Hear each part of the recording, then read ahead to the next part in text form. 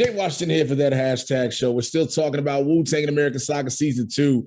And I'm here talking to the two powerhouse women of the show. I don't know if nobody else going to give them their credit and their props, but they deserve it. You know what I'm saying? They play the amazing mother and daughter duo of Cherie and Linda Diggs. I'm talking with Erika Alexander and Zolee Griggs. How are you ladies doing wonderfully today?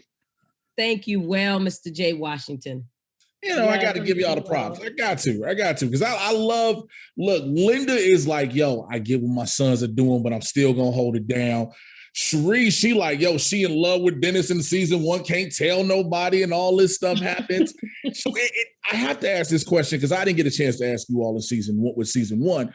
Are you all fans of the Wu-Tang Clan? Now, Eric, I've been following your career since, Cousin Pam, so you've been knowing about the Wu. So I got to know, are you a fan? And as well, Zolee, you too. Zolee, you want to go first? Of course I am. Wu-Tang is for the children. And of course I grew up, singing Cream. Like, of course. And I'd like to say that I'll be honest with you, Jay Washington, I was working while the Wu-Tang Clan was coming of age. And so it wasn't just a matter of fandom. It was just a matter of also awareness. We were all working. We all came up at the same time. I'm the same age as them. And so I kind of came into knowing them as I got older and got a chance to sort of look a little behind me and see what happened. But like I said, I call RZA Bobby. I call Queen Latifah Dana, because we came up together. Right. So I'm a fan of what they built, but I have to say, when I first knew them, they were just a bunch of knuckleheaded boys with, with boots on and baggy pants. And, so I'm a fan of what they built. And as young men, I'm really excited to see the fact that they were able to spread their philosophy all over the world. And speaking of young men, how do you feel playing the mother, watching the young men, the men playing the roles of the guys, showing the world what it was like in that era? It's a miracle.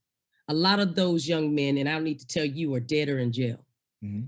And so it really comes down to real brass tacks to know that these young men not only were able to survive, but to thrive. They were able to go around and now have concerts and have families and have legacies and be produced by Brian Grazer and Ron Howard. Do we know how bizarre that is in the zeitgeist? And so you would know, I don't know when you came up and how you came up. South side of Chicago. There you go. So then I don't need to tell you. You already know. I'm from Philly, and the fact that we made it at all and that we made it whole and we're here to tell it is a miracle. So hats off to you too. Thank you so much. Zolee, let's talk about Cherie.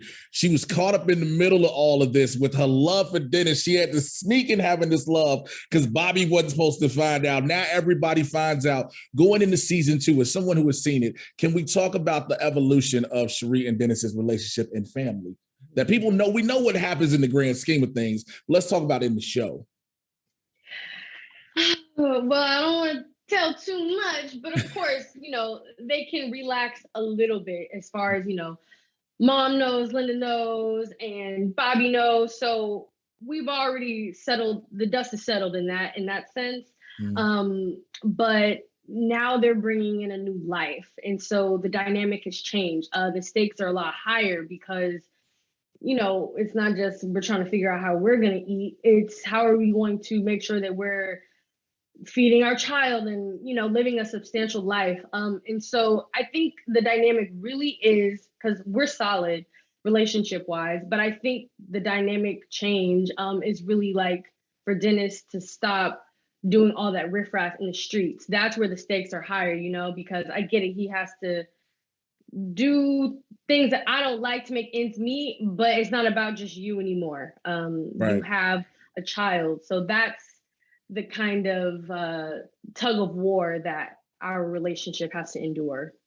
Well, I like to say, I want to thank you both. You guys are, like I said, amazing women who hold it down, who are the anchors of everything. No matter what anybody says, it sounds bad. People like, man, people give it to the RZA. We know what the RZA created, but without a strong mother and a strong foundation having ghosts, you don't get anything. So thank you two ladies for your time and everything you've done. You have a blessed day.